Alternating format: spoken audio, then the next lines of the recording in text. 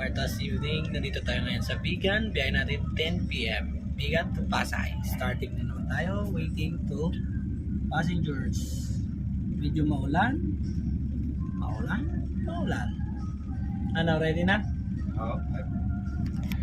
Yan. Fire na tayo, fire. Yan, alas 10 tayo ngayon dito sa Bigan. Punta tayo ngayon Pasay.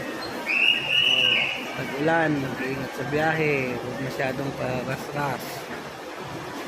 Isipin lagi, safety, may nag-aantay kabilaan.